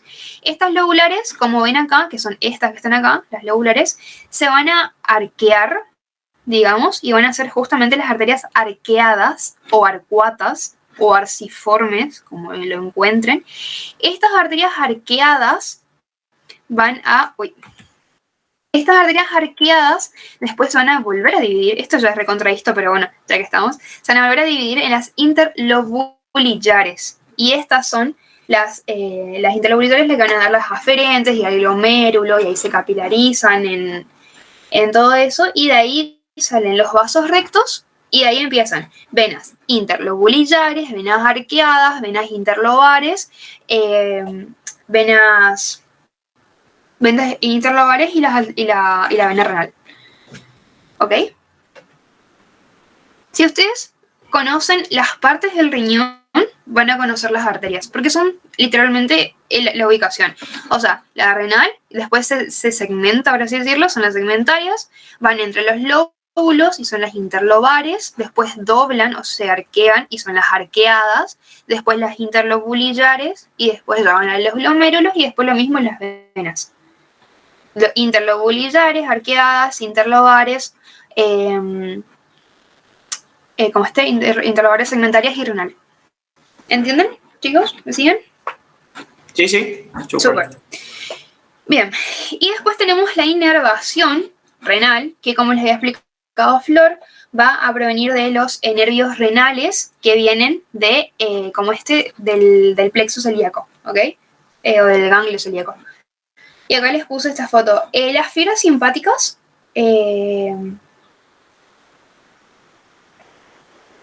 ay, me volé. Bueno, como les decía, retomo. Los nervios renales van a originarse en lo que es el ganglio celíaco, ¿ok? Y acá les puse esa foto que les va a explicar la inervación, digamos. Se va a componer de ramas adrenérgicas y colinérgicas que esto van a inervar el riñón. Igual acá el doctor capaz que les pueda explicar mejor, pero dice que no está clara la distribución de las ramas nerviosas en el interior de la víscera, así que ustedes no tienen que por ejemplo, matarse buscando cómo qué inerva cada nervio por dentro del riñón. O sea, con que ustedes sepan que es nervios renales que provienen del ganglio celíaco, ya estamos. Y bueno, chicos, eso es todo. No sé si quieren que les repita algo. El paso de raíz renal, que bueno, es lo mismo que decir pedículo renal. ¿Le puedes subir el volumen al micrófono? ¿Está al máximo, doctor? Los demás escuchan bien. Sí, doc, lo escuchamos bien. Bueno. Bueno, primero que nada, para empezar, como siempre, ver un concepto de qué es el pedículo renal. Y básicamente es el conjunto de formaciones, ya sean vasculares, nerviosas, excretoras o linfáticas, que penetran o que salen del órgano, en este caso el riñón. Son los elementos que estén entrando o saliendo del ilio. Como ya les dijo Martina, vamos a tener vena renal, vamos a tener arteria renal, vamos a tener nervios y vamos a tener el componente excretor, que en este caso es la pelvis renal. ¿Alguno se acuerda de la disposición de los elementos? ¿Cuál es el elemento más anterior? ¿Cuál es el elemento más posterior y así? El más anterior es la vena, el más posterior la pelvis y entre medio la arteria. Sí, bien. Eso tienen que acordarse porque muchas veces se pregunta, como en todos los órganos, ya vieron muchos ilios, ya vieron ilio pulmonar, ilio hepático, ahora estamos viendo ilio renal y en todos los ilios siempre se pregunta la disposición de los elementos del pedículo, así que ahora también es importante. Y bueno, para los que no sabían, es así como dijo el compañero. El elemento más anterior siempre es la parte venosa, después tenemos la parte arterial y atrás tenemos la parte excretora. Siempre va a ser de esta forma. Bueno, después con respecto a las relaciones, los dos pedículos o raíces van a estar aplicados sobre la cara anterolateral de la columna vertebral y van a estar en relación con la fascia que cubre al psoas mayor. Van a estar en relación con el tronco simpático, o sea, la cadena simpática lumbar, y van a estar en relación también con los pilares del diafragma. Y si les preguntan a qué altura están los ilios renales, es lumbar 1 y lumbar 2 y el disco intervertebral también. O sea, a esa altura más o menos están los dos ilios. Y eso nomás así como para hacer un repaso. Más que nada acuérdense la disposición. Después otra de las cosas que tienen que acordarse, y vi que ya les dijeron en varios momentos del práctico, es en el caso de la vena, por ejemplo, que la derecha es corta, o sea, la vena renal derecha es corta. La vena renal izquierda es la más larga y acuérdense que pasa en este espacio que es el compás o pinza aórtico-mesentérica que ya vimos antes también. Y para hacer un repaso de qué otros elementos estaban en la pinza, estaba la vena renal izquierda, el gancho uña del páncreas y la tercera porción del duodeno, no sé si se acuerdan de eso. Y después en lo que es la parte arterial también acuérdense que la arteria renal derecha es la más larga y la izquierda es la más corta. Pero a diferencia de la vena renal que pasa por delante de la aorta, fíjense que la arteria renal pasa por detrás de la vena cava.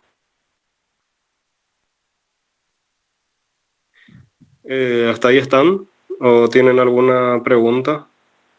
¿O algo que no les haya quedado claro? Quedó claro. Otra cosa importante que suelen preguntar a veces y que estaría bueno que se acuerden. No sé si vieron que Fierro, cuando les dio su práctico de grandes vasos, les mencionó seguramente los vasos gonadales, que en el caso de los hombres son testiculares y en el caso de las mujeres son ováricos. ¿Se acuerdan de eso? Sí. Bueno, en el caso de las venas, por ejemplo, gonadales, la vena gonadal derecha siempre va a ir a la cava y la vena gonadal izquierda va a terminar en la vena renal izquierda. Eso también suelen preguntar a veces. Esa es otra diferencia que hay entre la vena renal izquierda y la vena renal derecha.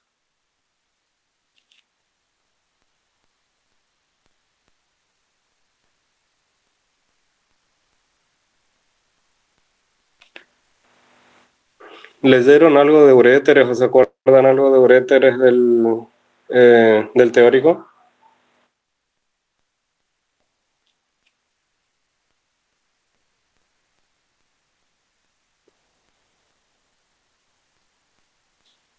El doctor había dicho que uno era más largo que otro, no recuerdo cuál, y uno pasaba, el izquierdo pasaba sobre la ilíaca común y el derecho sobre la ilíaca interna. Sí, el izquierdo también, o sea, sí está bien y puede pasar, incluso, o sea, en este esquema, por ejemplo, se ve que es así, pero el uréter izquierdo incluso puede llegar a pasar por delante de la ilíaca externa, fíjense, puede pasar.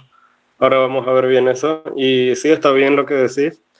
El uréter derecho generalmente, perdón, el uréter izquierdo generalmente es más largo, por eso de que ya estuvieron hablando con el doctor de las diferentes teorías de por qué un riñón estaba ligeramente más alto que otro. Y bueno, como ya saben, el riñón que está más bajo es el derecho y el que está más alto es el izquierdo. Entonces el uréter izquierdo, al estar más alto el riñón, tiene un recorrido un poco más largo que el derecho, que como el riñón está más bajo, tiene menos distancia para recorrer hacia la vejiga. Eso sería. Bueno, ambos uréteres tienen su origen a la altura de lumbar 1 a lumbar 2 y se extienden hasta la vejiga urinaria, que va a estar en la pelvis menor. Más allá de esas diferencias que dijo el compañero de que el izquierdo es un poco más largo que el derecho, en término medio, los uréteres de una persona adulta tienen una longitud de 30 a 35 centímetros. Está en ese rango, digamos, puede haber uréteres de 32, 33, etc. Pueden tener eso en cuenta porque, bueno, ya vieron que hay muchos profesores que después en las evaluaciones preguntan dimensiones y una dimensión, en el caso del uréter, una dimensión por ahí para destacar es la longitud. A ver, vamos a tener otro detalle sobre esta estructura anatómica, sobre estas vías excretoras. Va a ser que no es igual el calibre en toda su extensión. ¿Alguien escuchó hablar de los estrechamientos que tienen los uréteres a lo largo de su recorrido?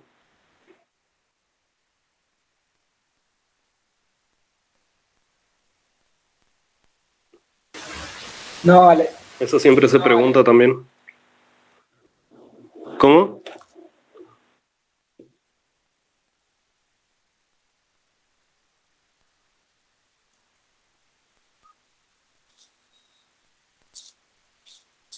Siempre se pregunta eso de los estrechamientos.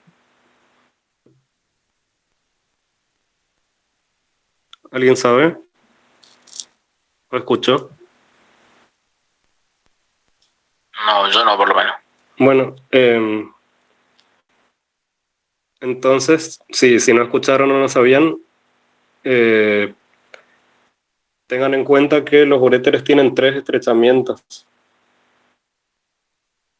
uno de los estrechamientos es la unión pielo-ureteral. O sea, pielo sería por la parte de la pelvis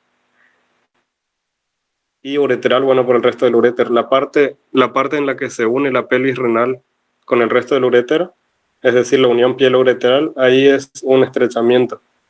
Después, el uréter a lo largo de lo que queda de la región lumbar se va a dilatar, formando algo que se conoce como uso lumbar, o sea, uso porque tiene como una forma dilatada o ausada. Eso va a ser el resto de la porción lumbar. Después, a nivel de los vasos ilíacos, esto es importante, cuando cruza por delante de los vasos ilíacos se va a tener otro estrechamiento. Ese estrechamiento va a estar dado justamente porque está como cabalgando a los vasos ilíacos. Eso va a hacer que se comprima un poco la luz. Ese es otro estrechamiento. Ahí tenemos el segundo. Después, dentro de la porción pélvica, vamos a tener algo que se llama porción intramural del uréter. La porción intramural va a ser cuando penetra a las paredes de la vejiga, por eso se llama intramural. Y ahí tenemos otro estrechamiento en la porción intramural que está atravesando la pared vesical. Entonces, un estrechamiento en la porción pielo-ureteral, otro estrechamiento a nivel de los vasos ilíacos y otro estrechamiento en la porción intramural a nivel de la vejiga. En muchas mesas de examinadoras, en distintas oportunidades, escuché que cuando alguien tenía que hablar de vías excretoras o tenía que hablar de riñón, muchas veces les preguntaron esto de los 3 estrechamientos y bueno, muchas veces no lo sabían. Pero fíjense que no es información por ahí muy larga ni muy complicada, son esas 3 partes. Y como les digo, o sea, tiene como cierta lógica, digamos. El segundo es en la relación con los vasos ilíacos y el tercero que se comprime porque está atravesando la pared vesical. Y el primero es la unión pielo-ureteral. ¿Les queda claro eso de los estrechamientos? Sí. Sí. ¿Por qué les parece que a los profesores les interesa que ustedes conozcan los estrechamientos?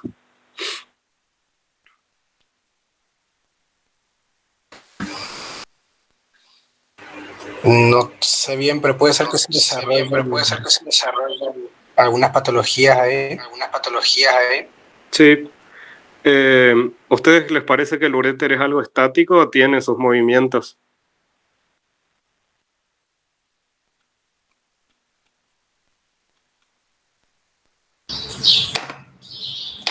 Debe tener movimientos.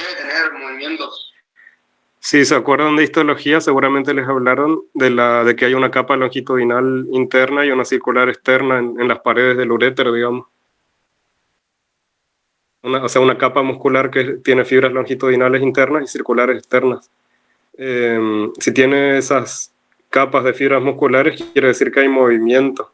O sea, hay músculo liso en el uréter y va a tener un movimiento de peristaltismo que seguramente vieron. Yo creo que ese concepto de peristaltismo lo vienen viendo ya desde el ingreso, que cuando ven digestión y todo eso.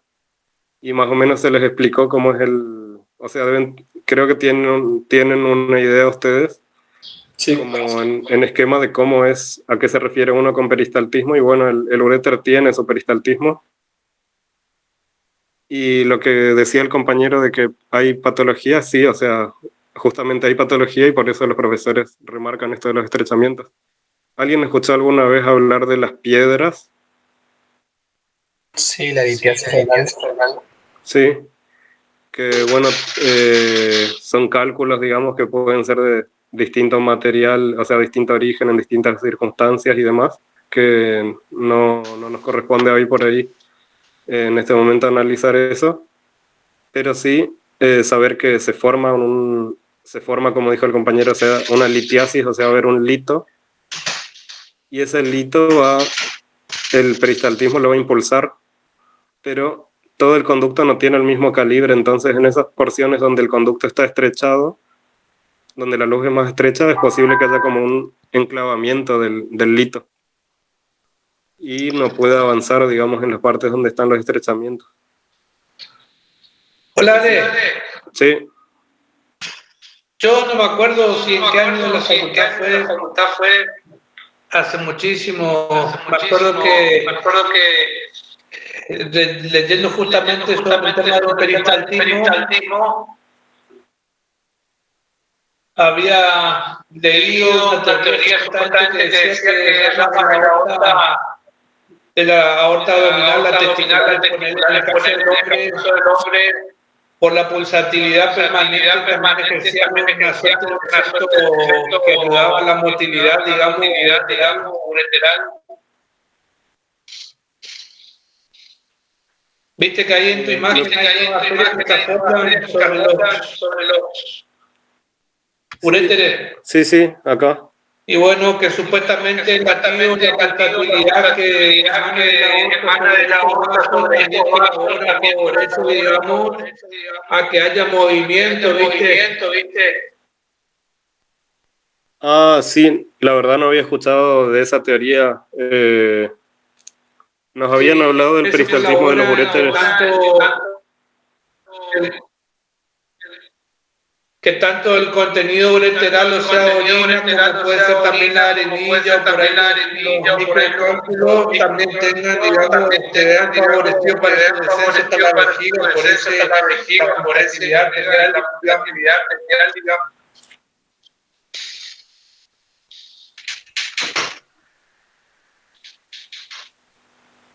Sí, o sea, nos habían hablado de peristaltismo y bueno, todo el tema de litos y todo eso en neurología, pero no sabía, o sea, no nos mencionaron eso de la pulsatilidad, pero está muy bueno.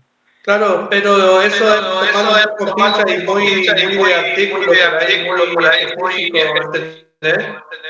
Sí, claro, son hipótesis, digamos. Claro, habría que más vale consultar con un urólogo. Bueno, y como les decía a los compañeros, esa es la explicación, que hay litos que pueden sufrir enclavamiento en las porciones más estrechas, o sea, puede ser que un lito no tenga ningún problema, por así decir, para recorrer todo lo que es el uso lumbar, o sea, toda esa porción dilatada que está en la parte lumbar, pero cuando llega al estrechamiento, al segundo estrechamiento, por ejemplo, que es a nivel de los vasos ilíacos, cuando el uréter se relaciona con los vasos ilíacos, puede quedar ahí con un enclavamiento y eso puede producir una obstrucción que ya tiene todo un mecanismo de esa patología que lo van a ver después. ¿Qué pasa cuando se obstruye la vía excretora y cómo empieza a dilatarse todo desde la obstrucción hacia arriba, digamos? Pero bueno, eso será tema para otro día, otra materia. Pero eso sí, acuérdense de los estrechamientos, acuérdense de esos tres. Cuando van a rendir parcial, final, todo eso, repasen lo que habíamos visto de las diferencias entre cada vaso del pedículo, repasen la longitud del uréter, repasen los estrechamientos y con respecto a las relaciones del uréter, lo que es la parte lumbar va a estar más que nada en relación con lo que es la fascia que cubre el psoas. Anteriormente va a estar en relación con el peritoneo parietal posterior y a través del peritoneo parietal posterior con distintas estructuras intraperitoneales. Medialmente van a estar en relación ambos uréteres con los grandes vasos, el derecho con la cava y el izquierdo con la aorta abdominal. Y va a haber una relación importante, digamos, en lo que es la porción sacroiliaca del uréter. Las relaciones posteriores, digamos, del uréter en su porción sacroiliaca. No sé si alguno escuchó hablar de la ley de Luska o les dijo algo de eso el profesor en el teórico, porque de eso no cambió el nombre, me parece, o sea, le siguen diciendo ley de Luska nomás. ¿Alguien sabe de qué hablamos con esa ley? Es algo de lo que ya habíamos hablado en el principio que dijo Ariel.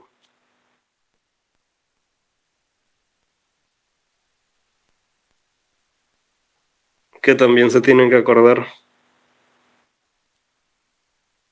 Ariel ya dijo al principio de la clase qué es lo que pasaba con la porción sacroiliaca del uréter, que variaba las relaciones del izquierdo y del derecho. Y tiene su explicación con respecto a qué lado de la columna se encuentra la aorta abdominal. ¿Alguien tiene una idea?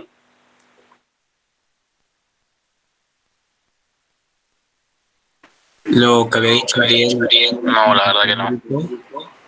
fue que el ureter izquierdo pasa sobre la ilíaca común, Sí. pero el derecho sobre la ilíaca, no me acuerdo si era interna o externa.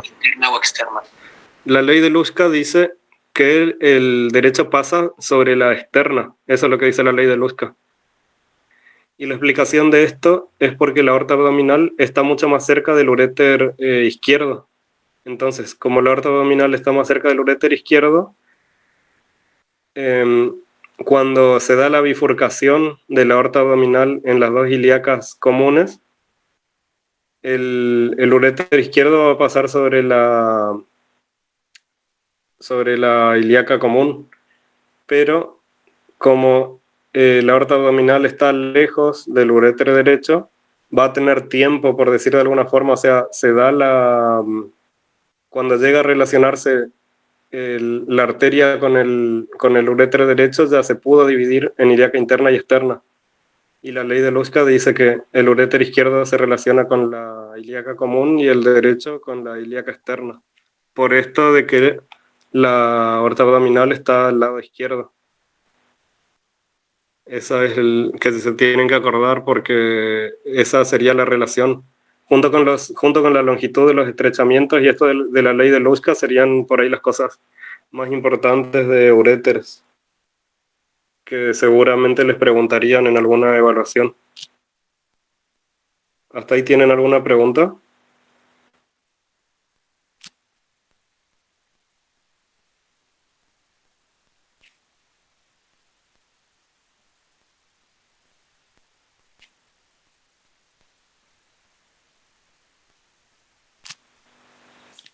No, se entiende.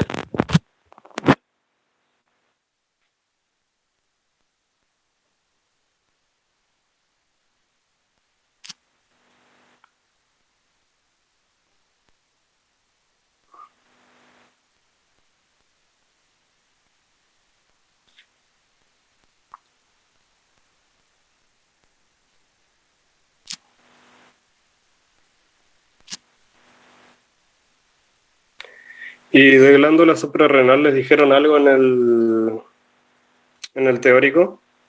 O sea, ¿llegaron a dar esta glándula o ya no?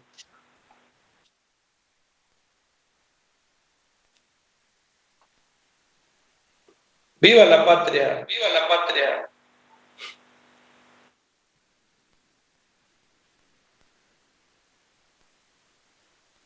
¿Les llegaron a hablar de...? Habló, sí, pero pasó así por arriba nomás.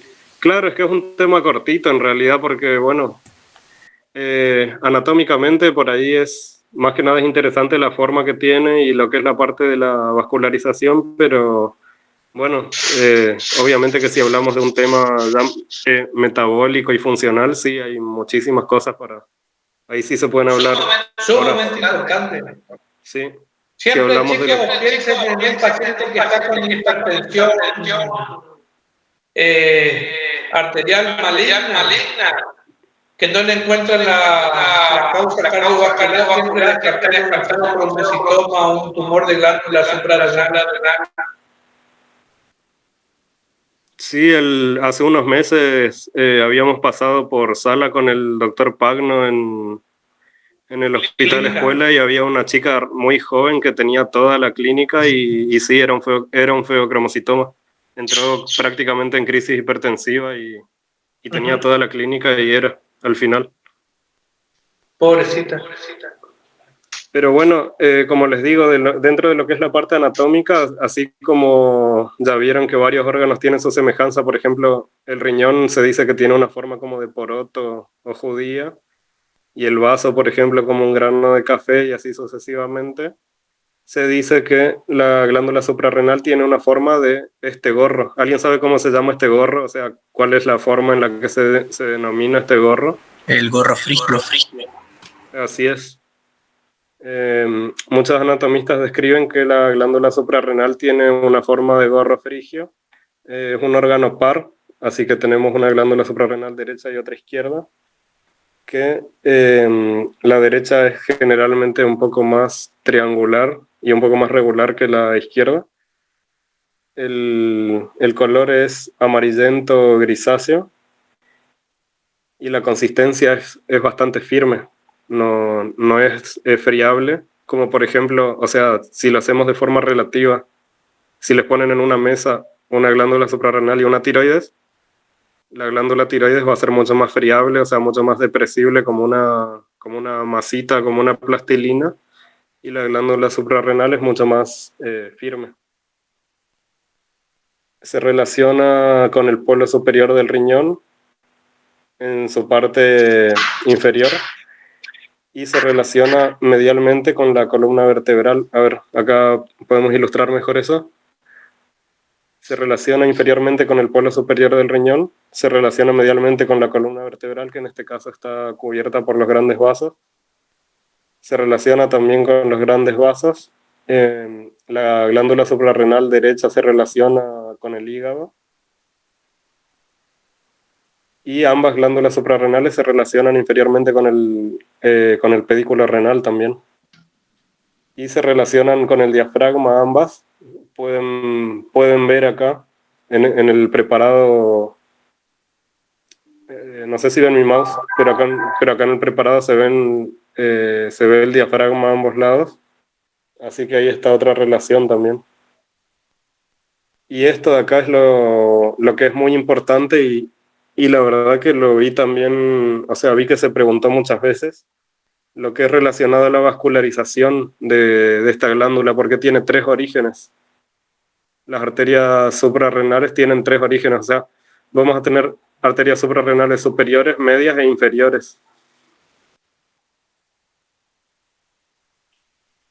Así como en la glándula tiroides era importante saber de dónde venían las arterias tiroideas superiores e inferiores, y la media en caso de que exista, acá también es importante saber de dónde vienen las arterias suprarrenales superiores, media e inferior. La suprarrenal superior es rama de la arteria frénica inferior, que es rama de la aorta abdominal. La suprarrenal media es una rama directa de la aorta abdominal, y la suprarrenal inferior es rama de la arteria renal. Eso tienen que tratar de acordarse. Pregunta de examen. Sí, de ambos exámenes puede entrar en parcial o puede entrar en final. Tienen que acordarse de la vascularización. Si van a leer algo de suprarrenal, lean la vascularización. Obviamente lo demás también, pero les digo que le den como una atención especial a esta parte. Y con lo que es con respecto a la parte venosa, la vena suprarrenal superior va a drenar en las venas diafragmáticas, o sea, en las venas frénicas superiores, y hay una vena suprarrenal central que va a drenar la mayor parte, o sea, va a recibir la mayor cantidad de sangre venosa de la glándula, y a la derecha va a drenar en la cava inferior, y a la izquierda va a drenar en la vena renal. Después, o sea, finalmente vamos a tener venas suprarrenales inferiores que a la derecha van a terminar en la cava y a la izquierda van a terminar en la vena renal también. Y bueno, con lo que es a la parte nerviosa, van a recibir ramos del plexo celíaco, que como pueden ver está bastante cerca, y también del plexo renal, que ya les habló seguramente Florencia. Y eso sería todo. No sé si tienen alguna pregunta, si no, con eso ya terminamos por ahí. Riñones. Antes de hablar en sí de los órganos, tenemos para mencionar así medio resumidamente cómo están estos órganos unidos a la pared, o más bien quietos y bien ubicados, ¿ya? Los medios de fijación. Vamos a tener que el riñón se van a estar fijando por 2 elementos, por la fascia renal y por la cápsula perirenal, que es una cápsula adiposa, o sea, es tejido adiposo, tejido graso. En lo que es la fascia renal, yo les escribí acá un resumen, después ustedes los leen, yo les voy a explicar así a grandes rasgos. Básicamente la fascia renal es una capa de tejido conjuntivo que va a tener dos hojas, una hoja anterior y una hoja posterior. Estas hojas se van a unir en el polo superior y en el polo inferior del riñón, es decir, en los extremos superior e inferior, y medialmente, y van a estar como que envolviendo a este riñón y va a formar lo que se conoce como celda renal. Esto es importante, chicos. Ahí está todo detallado para que ustedes después lo lean. Y por otro lado tenemos, como les dije, la cápsula adiposa que va a estar insinuándose entre lo que es el riñón y la glándula suprarrenal y va a estar siendo más gruesa en los bordes y en el polo inferior. Esta cápsula adiposa, más allá de fijar el riñón, lo que va a hacer también es proteger al riñón. Eso por ahí es como un dato de color, pero bueno, aparte de fijar, también lo protege, ¿ok? La grasa. Eso es lo que pueden encontrar por ahí como grasa o tejido adiposo o celda adiposa de Gerota. Por ahí los que tienen el libro viejo van a encontrar con ese nombre propio, digamos.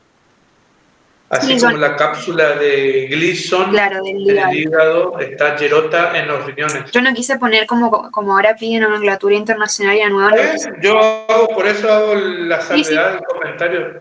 Pero está bien que hagas con la nomenclatura que pide la cátedra. Súper. Bueno, y acá, chicos, les puse de vuelta un resumen de lo que acabo de decir para que lo tengan cuando repasen. Ahora sí, vamos con lo que es la configuración externa de nuestros riñones. Para empezar, vamos a decir que son órganos que tienen un color rojizo medio amarronado, de una consistencia firme y un parénquima resistente. Esto tienen que saberlo así, porque ya explicar la consistencia y el parénquima y todo eso es más cosa de histo, así que nos vamos a meter ahí. ¿Alguien sabe las medidas del riñón, de largo, de ancho y de grosor? Recién 12 por 9 por 3. ¿Cómo? 12 por 9 por 3. 6. Ahí está, bien. Exacto, son 12 centímetros de longitud, todo esto es aproximado, pero es como lo más normal, digamos, 12 de longitud, 3 de ancho y 3 de grosor. Chicos, de paso, para no complicarse, cuando se le pregunte cuánto mide un vaso, el vaso generalmente tiene el mismo largo, nada más que menos ancho, ¿sí? A modo de mnemotecnia. Sí. Esas cosas por ahí pueden ir asociando para el examen. Yo pregunto mucho por ahí las medidas, los volúmenes, las capacidades, ¿sí? Tanto riñón como vaso, 12 centímetros, nada más que el vaso disminuye en su espesor y obviamente tiene otras características propias anatómicas, ¿sí? Una concavidad medial, una convexidad externa, bla, bla, bla, se asemeja por ahí a un poroto, bla, bla, bla. Otra cosa que pueden hacer también es memorizarse que tanto la médula espinal, ¿sí?, como un fémur adulto, los dos miden alrededor de 40 y 45 centímetros. ¿Sí? Esas cosas por ahí están buenas para la hora de rendir, ¿sí?, y para saber recordar, para repasar las medidas de los huesos, de algunos órganos, etcétera, etcétera. ¿Sí? Por ahí, a medida que van estudiando y van relacionando cosas o vísceras, ir anotando aparte las coincidencias. Entonces se hacen como mnemotecnias propias que les sirven para recordar en el momento oportuno, ¿sí?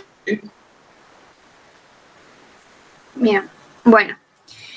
Entonces, siguiendo, tenemos que estos órganos van a estar ubicados sobre la pared abdominal posterior, es decir, que son retroperitoneales. Eso ya les habían explicado, así que no me voy a detener ahí. Acá sí, el riñón derecho va a estar a nivel de lo que es el disco intervertebral entre la T11 y la T12, y el izquierdo a nivel de T11. ¿Alguien sabe por qué el derecho está más abajo que el izquierdo? ¿O por qué el izquierdo está más arriba que el derecho? El hígado empuja al derecho. Por la presión que hace el hígado. Exacto, muy bien. Muy bien. Bueno, en realidad, chicos, le digo una cosa. En realidad eso es, digamos, una hipótesis. Porque Otra hipótesis es de que, por ejemplo, el riñón izquierdo desciende más inferiormente que el derecho porque tiene cuestiones que ver con el descenso ovárico o testicular, mejor dicho. ¿Sí? Fíjense que el testículo izquierdo también está más descendido que en el derecho, en la bolsa escrotal. ¿Sí? Después los varones sobre todo se pueden revisar, palpar o fotografiar y van a ver que es así. Pero todo tiene una cuestión o una respuesta embriológica. ¿Sí? Sí, obviamente que se le atribuye, digamos, al hígado porque es un órgano que está justamente inmediatamente superior al derecho y es voluminoso. Pero la otra versión es la embriológica, ¿sí? Así que por ahí no se queden muy como que es tal así porque el hígado. En las personas sumamente obesas, y sí, bueno, que tienen un hígado extremadamente grande y graso al punto de ya ser una hepatomegalia, se dice así cuando un órgano, en el caso de del hígado, está aumentado de tamaño, ¿sí? Con mayor razón influye con su peso sobre el riñón, pero recuerden, ¿sí?, que el hígado no cae inmediatamente por el riñón. ¿Por qué? A ver, ¿quién sabe? A ver, Fabián Ayala, ¿por qué?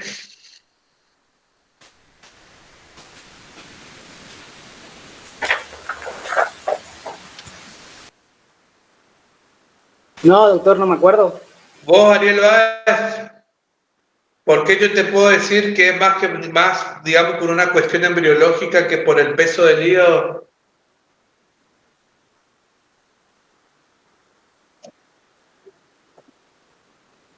Ajá, ¿por qué yo puedo? Claro, ¿por qué yo te puedo decir que no influye tanto el hígado sobre el riñón derecho, digamos, en su ubicación?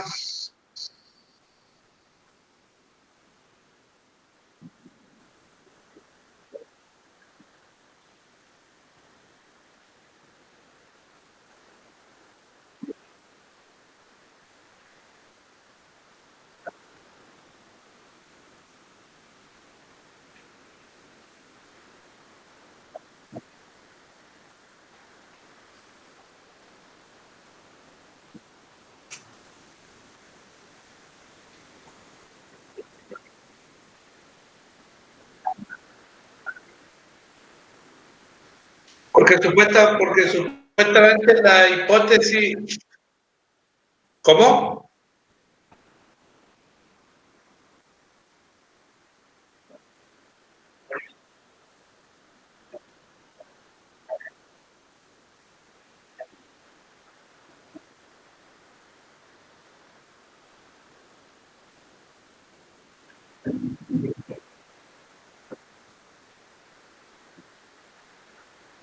Entonces vos ¿qué me querés decir de que entonces de que un riñón esté más por debajo que el otro tiene más que nada por una repercusión embriológica?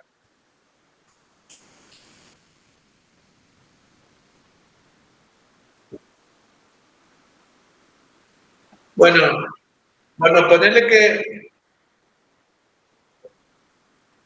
que la respuesta es por cuestiones embriológicas. ¿Y por qué yo te digo que por ahí esa hipótesis de que es porque el riñón porque el hígado está arriba lo hace descender? Es por la sencilla razón de que el hígado está separado del riñón por el peritoneo. ¿Sí? Cuando uno está parado, el hígado prácticamente cae anteriormente al riñón, ¿sí? De hecho, no lo toca porque justamente el riñón es un órgano retroperitoneal. ¿Es así o no?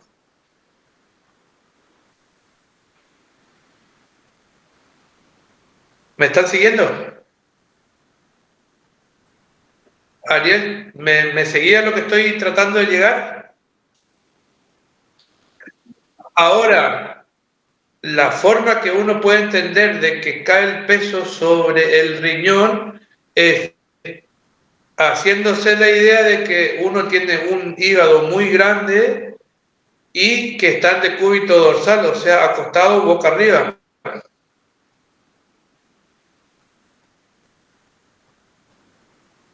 Ahí sí podemos hablar de que hay un peso sobre el riñón, ¿sí o no?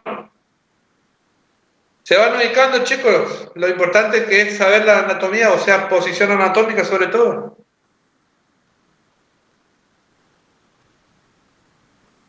¿Te ubicaste, Ariel?